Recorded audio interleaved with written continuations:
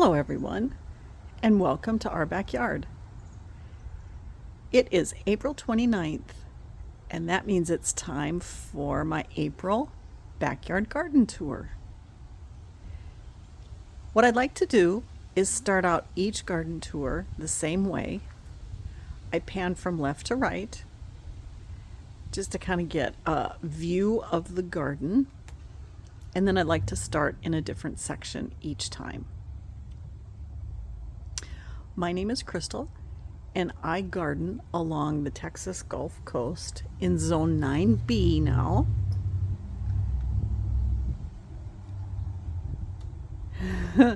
And we had 2 days of quite a bit of wind, and last night we got thunderstorms, so we got rain, and it's a little bit, the garden is a tad bit raggedy, but we're gonna have rain and wind, I think, this week, so I wanted to tape it when I could here. All right, I'm gonna start out in this section, which we call our tree bed, because we used to have a maple tree that grew there, and we had to remove it because of disease. And we ground the stump down, they ground it down for us, and it's a wonderfully rich bed full of nutrients, and it's well draining soil. It is a raised bed, and I'm going to go over there and take a closer look. I did a video recently on this salvia, and it is just stunning. I love Amistad. It is just a proven performer. It gets very tall. It's taller than me, and I'm 5 feet 5 inches. And then along the back is Amante, which is that pink flower, and it just prolifically flowers. I love the look of this garden bed. And you know, the interesting thing about salvia, and I did a video just recently of salvia, how it's my must-have or go-to flower in the garden, is it just performs from spring all the way to frost. It just really doesn't stop. It's wonderful. And then I'm excited because down here is my mounding lantana, and it is just putting on its buds. Look at that. And I prefer mounding lantana because of its habit. Look at this. They're nice. There's one back here and here, and they just grow this, I hate to say a ball because it's not a ball, but it just beautifully grows so nicely, and it doesn't sprawl all out like most lantana does. And the other thing that's fascinating when you get lantana is you might want to look for a sterile variety, because all this does is flower and does not set seed, and so the butterflies are on it all the time, and it is, as you can see, a couple little blooms here. It's getting very close to flowering. Next to it I have a favorite of butterflies. It is a Texas native. This is called Greg's Mist flower, and in particular it's very attractive to queen butterflies. The male queen butterfly gets something from this plant that it needs for reproduction, and I've seen more queen butterflies in my yard. In fact, I had recently just three queen caterpillars on my milkweed, and it was fun to see that because I typically don't have a lot of queen butterflies or caterpillars in the yard. And then I have some more salvia. This one took a lot longer to come back, but this is a rose salvia. It looks a little bit reddish there right now, but it is rose. And back in here I have aquatic milkweed, and it just seeds and comes back, and unfortunately my salvia kind of overshadows it there, but it does appreciate shade, so Problem is butterflies can't find it once it gets overtaken like this. And then I have this Kufia plant. Oh, it just is flowering prolifically, and this is a favorite of hummingbirds, bees, bumblebees, and also butterflies. And you will see them on this plant all day long. This variety is called David Verity. It's a larger variety, and it's probably my favorite Kufia or cigar plant. And as you can see, it's because of it just flowers beautifully. And then next to that, I have Salvia leucantha. And who doesn't love Salvia leucantha? That gorgeous bloom spike, the purple calyx, the white blooms. My pipevine swallowtail butterflies really like this plant. Okay, now I'm gonna go over here and look this way. So here is my tree bed, and when I look this way, I have first up a porterweed. And I have talked about porterweed in the past. This is, for me, a must-have in my butterfly garden and hummingbird garden. And it is totally because of the flowers. The flowers are visited by pollinators all day long. As you can see here, we've got a bumblebee.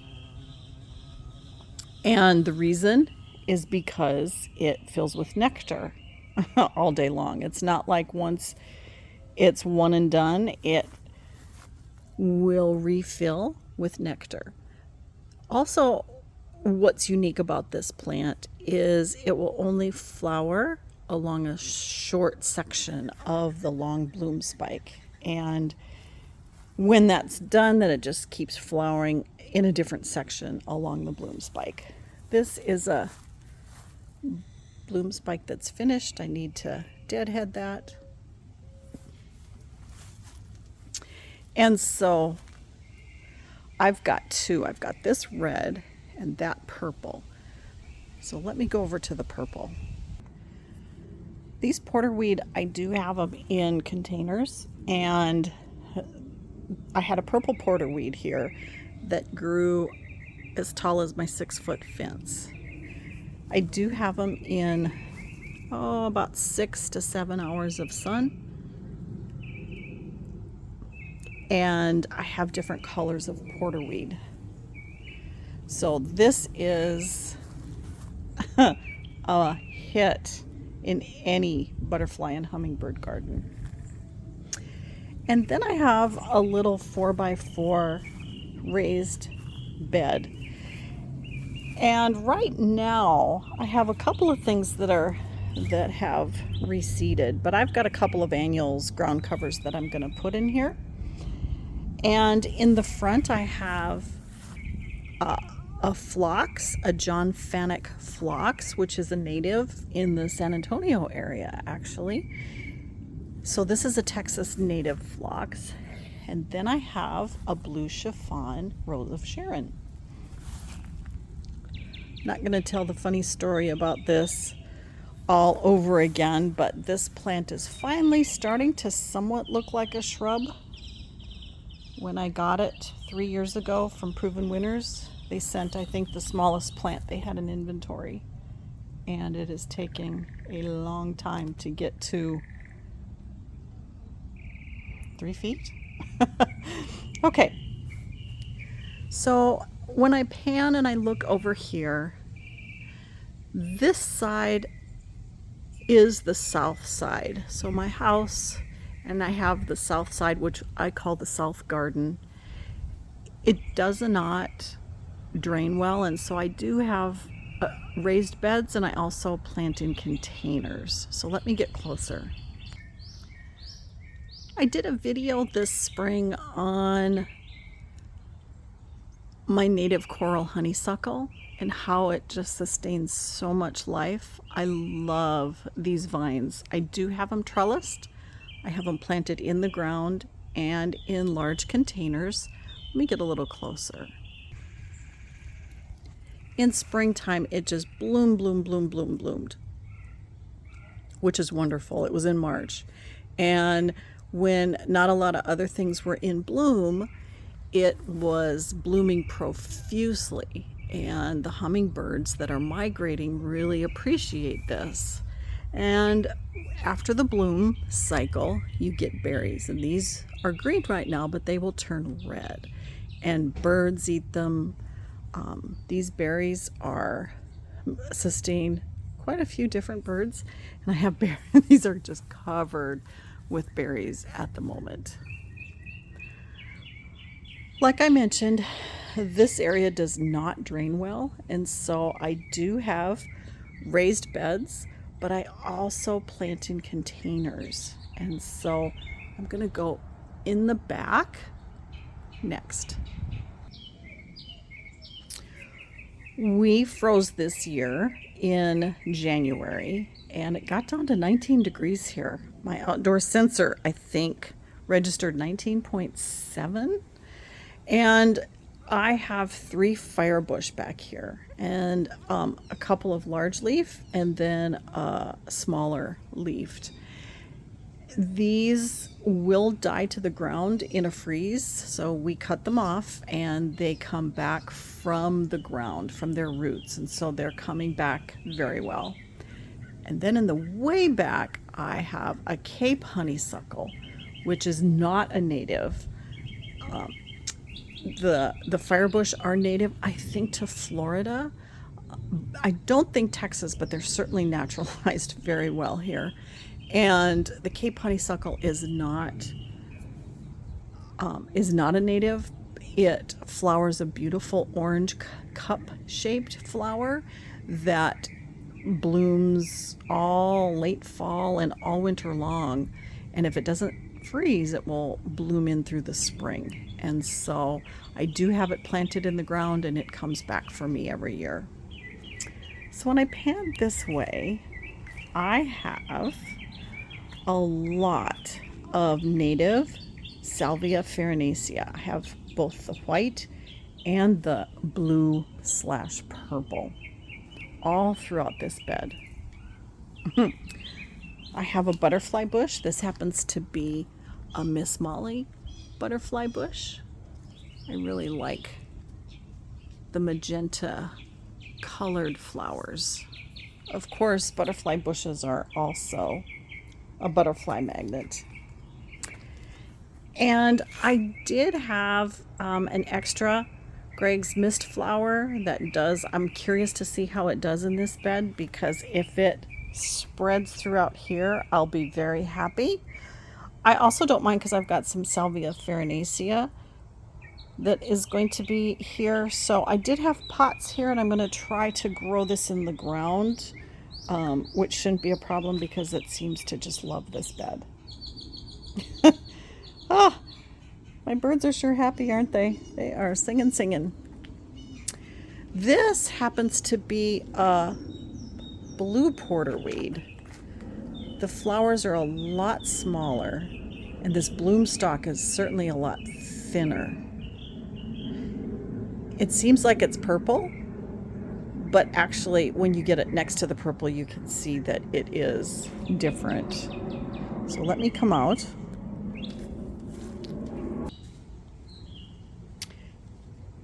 And then along the front, I have another butterfly bush. It's been just starting to flower. This happens to be from the Lo and Behold series called Blue Chip. I have a Vermillionaire Kufia that I cut back all the way back, and it's starting to come back. And I have, oh gee, it looks like a squirrel got to this pot and dumped out a lot of the soil, so I'll have to come back through here. And I also have Pride of Barbados, and this flowers for me in late August. So this is just getting started in through here, starting to come back. So as I look from this southern part, my southernmost part along the fence, and I look this way, coming this way, I've got plants on my concrete small patio, a new garden bed that we just put in, a shade garden way over there, what I call our north garden. And then when I come back this way, we've got our 5-panel trellis for our Gulf fritillary butterflies. So next is I'm going over here.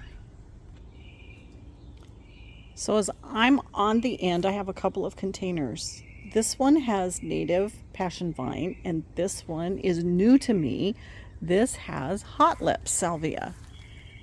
And hot lips has very fragrant and aromatic leaves. When you touch the leaves, the fragrance has a very distinct scent that I find very, very beautiful. Hot lips has this red and white bicolored flower, and I've wanted hot lips for a while. It does get really nice sun here, and it seems to love this container. It has really taken off.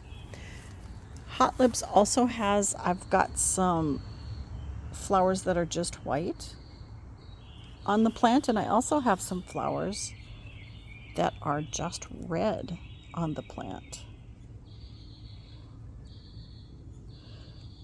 Hot lips is visited by my hummingbirds every day, along with all the salvia. But it's fun to see it on the end here. I'm really glad that I added this to my garden this year.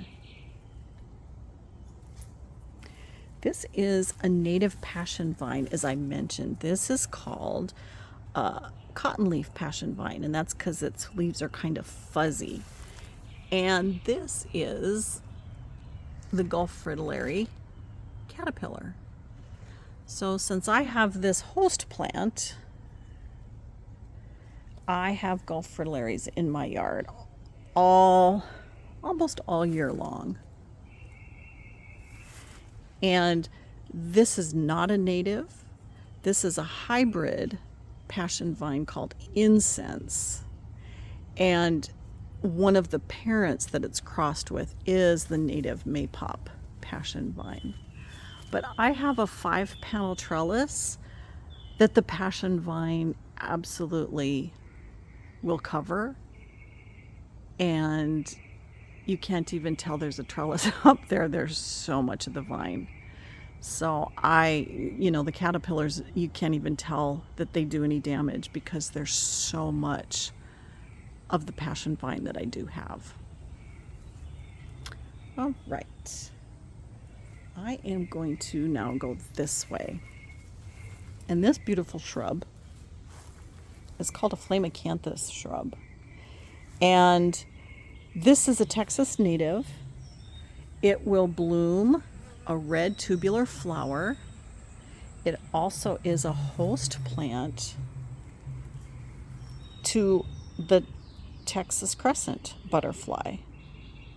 And so I've got, for this middle section in this raised bed, I have got flame Acanthus all throughout here. So butterflies and hummingbirds love these flowers.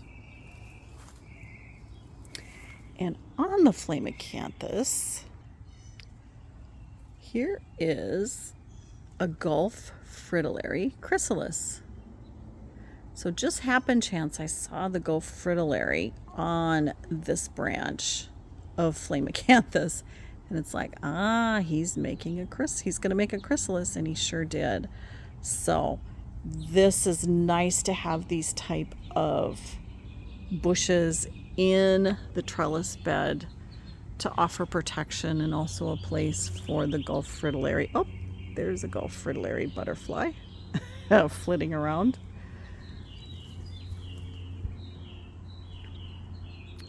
For protection, and also to have just extra host plants, protection against, storms, and then also predators, because all throughout these garden beds I have brown and green anoles. They're lizards that absolutely love to eat caterpillars and butterfly eggs. Well, all different kinds of eggs, but they love to eat aphids, and so they're good to have. But I wish they would leave my butterflies alone. I've had this butterfly bush for quite a while. I have this in a container, and this is a dwarf butterfly bush, and I just cut it back each spring, and it has this is called a raspberry color, and the scent of the flowers is really pretty. And then on the end, I also have a pot full of this incense passion vine, and this will come over and attach to this 5-piece trellis. I just like this every year. I like having and inviting the natives, bugs and bees and butterflies, and so having host plants for the butterflies and nectar plants so the adult butterflies can eat is important. Okay, let me pan a little bit this way.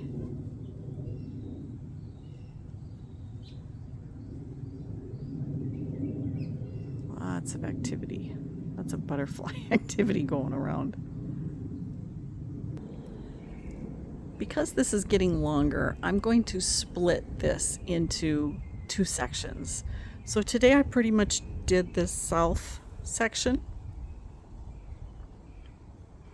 And tomorrow I'm going to publish more of the middle section and the north section. So this is what I went through today. I do like hanging baskets. When it's hummingbird season, I have this pole system filled with hummingbird nectar feeders, but I don't need those now. We have so many blooms that I like to have hanging baskets. And so these two were my winter and spring hanging baskets, and they're starting to look a little bedraggled. And then of course the double geranium up there is really pretty. That's a summer plant. So I will be replacing these, probably sometime in May here. I've already got plants that I have that I'm going to put in these baskets. So thank you again for joining me, and I hope you can join me tomorrow as I go through this part of my garden.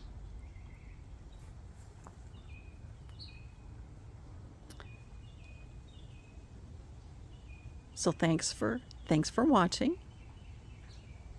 I hope you have a great day, and I hope to see you again soon.